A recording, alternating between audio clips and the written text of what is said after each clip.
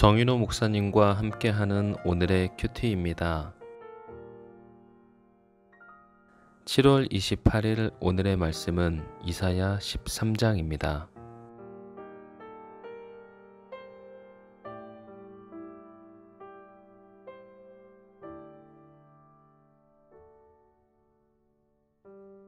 아모스의 아들 이사야가 바벨론에 대하여 받은 경고라. 너희는 민둥산 위에 기치를 세우고 소리를 높여 그들을 부르며 손을 흔들어 그들을 존귀한 자의 문에 들어가게 하라. 내가 거룩하게 구별한 자들에게 명령하고 나의 위엄을 기뻐하는 용사들을 불러 나의 노여움을 전하게 하였느니라. 산에서 무리의 소리가 나며 많은 백성의 소리 같으니 곧 열국 민족이 함께 모여 떠드는 소리라. 만군의 여호와께서 싸움을 위하여 군대를 검렬하심이로다. 무리가 먼 나라에서 하늘 끝에서 왔으며 곧 여호와와 그의 진노의 병기라. 온 땅을 멸하려 함이로다. 너희는 애곡할지어다. 여호와의 날이 가까웠으니 전능자에게서 멸망이 임할 것이미로다. 그러므로 모든 손에 힘이 풀리고 각 사람의 마음이 녹을 것이라. 그들이 놀라며 괴로움과 슬픔에 사로잡혀 해산이 임박한 여자같이 고통하며 서로 보고 놀라며 얼굴이 불꽃 같으리로다. 보라, 여호와의 날, 곧 잔혹히 분냄과 맹렬히 노하는 날이 이르러 땅을 황폐하게 하며 그 중에서 죄인들을 멸하리니 하늘의 별들과 별 무리가 그 빛을 내지 아니하며 해가 돋아도 어두우며 달이 그 빛을 비추지 아니할 것이로다. 내가 세상의 악과 악인의 죄를 벌하며 교만한 자의 오만을 끊으며 강포한 자의 거만을 낮출 것이며 내가 사람을 순금보다 희소하게 하며 인생을 오빌의 금보다 희귀하게 하리로다. 그러므로 나 만군의 여호와가 분하여 맹렬히 노하는 날에 하늘을 진동시키며 땅을 흔들어 그 자리에서 떠나게 하리니 그들이 쫓긴 노루나 모으는 자 없는 양같이 각기 자기 동족에게로 돌아가며 각기 본향으로 도망할 것이나 만나는 자마다 창에 찔리겠고 잡히는 자마다 칼에 엎드러지겠고 그들의 어린아이들은 그들의 목전에서 메어침을 당하겠고 그들의 집은 노략을 당하겠고 그들의 아내는 욕을 당하리라. 보라, 은을 돌아보지 아니하며 금을 기뻐하지 아니하는 메대 사람을 내가 충동하여 그들을 치게 하리니 메대 사람이 활로 청년을 쏘아 죽이며 태의 열매를 긍휼히 여기지 아니하며 아이를 애석하게 보지 아니하리라. 열국의 영광이요 갈대아 사람의 자랑하는 놀이개가 된 바벨론이 하나님께 멸망당한 소돔과 고모라 같이 되리니 그곳에 거주할 자가 없겠고 거처할 사람이 대대에 없을 것이며 아라비아 사람도 거기에 장막을 치지 아니하며 목자들도 그곳에 그들의 양떼를 쉬게 하지 아니할 것이요 오직 들짐승들이 거기에 엎드리고 부르짖는 짐승이 그들의 가옥에 가득하며 타조가 거기에 깃들이며 들량이 거기에서 뛸 것이요 그의 궁성에는 승냥이가 부르짖을 것이요 화려하던 궁전에는 들깨가 울 것이라. 그의 때가 가까우며 그의 날이 오래지 아니하리라. 아멘. 네, 인도에 코로나 바이러스가 계속 확산되는 추세에 있지만 각 가정마다 직장마다 주님의 지키시는 손길이 함께 하시기를 축복합니다. 오늘 말씀의 제목은 정금보다 귀중한 존재입니다. 이사야서의 앞부분 1장부터 12장까지는 하나님의 백성 유다와 예루살렘을 중심으로 하나님의 심판과 회복을 다루었습니다. 오늘 13장부터 23장까지는 대상을 주변에 위치한 열방으로 확산시킵니다. 이러한 전환을 통해서 저자는 하나님께서 이스라엘뿐만 아니라 세계를 주관하시는 통치자임을 나타내고 있습니다. 특히 오늘 말씀에서는 바벨론의 심판에 대한 언급이 나옵니다. 바벨론은 다음 세기에 예루살렘을 파괴하고 하나님의 백성들을 포로로 잡아갈 나라입니다. 저자는 바벨론이 하나님의 도구가 되어 패역한 유다를 징계할 것이지만 결국 메대 사람들을 통해 멸망당하게 된다고 경계하십니다. 첫 번째로 여호와께서 용사들을 소집하심을 보겠습니다. 민둥산에 깃발이 펄럭입니다. 그리고 고함 소리가 진동합니다. 사방으로부터 소집된 용사의 무리가 소리를 지르며 손을 흔들고 있습니다. 4절에서 나타나는 것처럼 만군의 여호와께서 싸움을 위하여 군대를 점검하시는 장면이 시적으로 표현되고 있는 것입니다. 3절 말씀 보면 내가 거룩하게 구별한 자들에게 명령하고 나의 위엄을 기뻐하는 용사들을 불러 나의 노여움을 전하게 하였느니라. 여기서 군대를 소집한 이가 여호와 하나님이심이 드러납니다. 그는 바벨론과의 전쟁이라는 특별한 사명을 위해 용사들을 선발하고 또 준비하십니다. 두 번째로 여호와의 날을 보겠습니다. 여호와의 날에는 두려운 자연현상이 일어날 것이라고 선포됩니다. 10절 말씀을 봅니다. 하늘의 별들과 별 무리가 그 빛을 내지 아니하며 해가 돋아도 어두우며 달이 그 빛을 비추지 아니할 것이로다. 해와 달과 별의 빛남은 이 세계에 대한 하나님의 은혜와 자비를 증가합니다. 그 반대로 어두움이 지배한다는 것은 하나님의 분노와 심판을 상징하는 것입니다. 인간의 마음은 자연과 가까이 교감하고 있습니다. 자연에서 일어나는 이변은 사람들에게 하나님의 진노로 다가오게 됩니다. 자, 심판의 날, 여호와의 날에는 두 번째로 두려운 전쟁 장면이 펼쳐지고 있습니다. 14절부터 16절까지입니다. 그들이 쫓긴 노루나 모으는 자 없는 양같이 각기 자기 동족에게로 돌아가며 각기 본향으로 도망할 것이나 만나는 자마다 창에 찔리겠고 잡히는 자마다 칼에 엎드러지겠고 그들의 어린 아이들은 그들의 목전에서 매어침을 당하겠고 그들의 집은 노략을 당하겠고 그들의 아내는 욕을 당하리라. 하나님께서 용사들을 소집한 후 몇 줄이 지나지 않아서 장면은 급박하게 바뀝니다. 도피하는 사람들이 사방으로 뛰어다닙니다. 그 모습은 놀란 노루 혹은 목자 없는 양떼의 모습입니다. 잡히는 자는 창에 찔리고 칼에 엎드러집니다.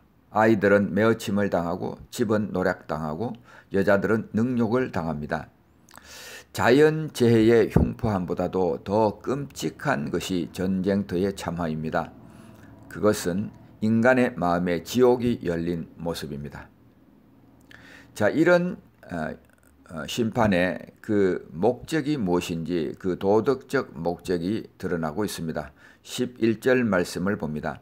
내가 세상의 악과 악인의 죄를 벌하며 교만한 자의 오만을 끊으며 강포한 자의 거만을 낮출 것이며 하나님의 공의와 거룩함은 악인, 교만한 자, 강포한 자를 찾아내십니다.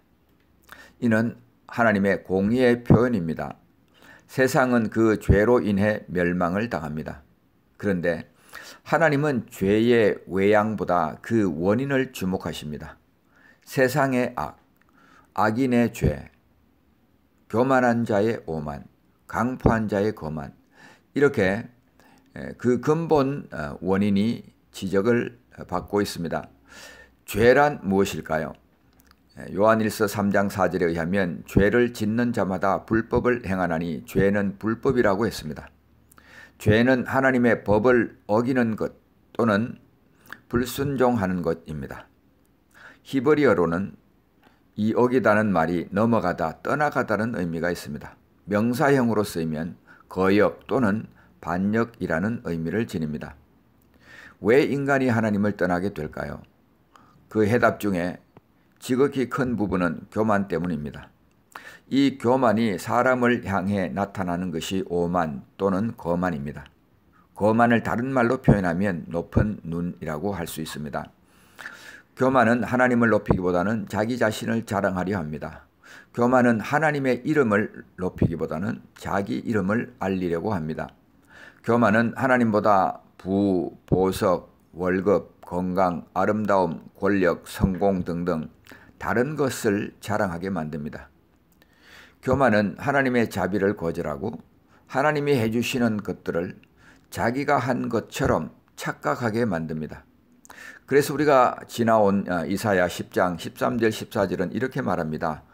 그의 말에 나는 내 손의 힘과 내 지혜로 이 일을 행하였나니 나는 총명한 자라 열국의 경계선을 걷어치웠고 그들의 재물을 약탈하였으며 또 용감한 자처럼 위에 거주하는 자들을 낮추었으며 내 손으로 열국의 재물을 얻은 것은 새의 보금자리를 얻음 같고 온 세계를 얻은 것은 내버린 알을 주움 같았으나 날개를 치거나 입을 벌리거나 지저귀는 것이 하나도 없었다 하는도다.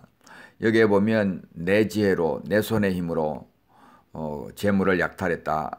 내 손으로 열국의 재물을 얻었다. 이렇게 자기 자신을 강조하고 있습니다. 이것은 큰 착각인 것입니다. 자,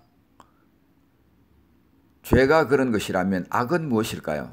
악은 근본적으로 하나님을 경외하지 않는 것입니다. 그래서 예레미야 2장 19절은 이렇게 말했습니다. 그런즉 내 하나님 여호와를 버림과 내 속에 나를 경외함이 없는 것이 악이요 고통인 줄 알라. 주 만군의 여호와의 말씀이니라. 하나님을 경외하지 않는 사람은 하나님을 떠납니다. 이처럼 악과 죄와 교만은 모두 하나님을 떠나게 만드는 요인들입니다. 그리고 그 결과는 스스로에게 고통으로 돌아옵니다. 그러므로 하나님을 경외하는 것이 지혜의 근본이 되는 것입니다.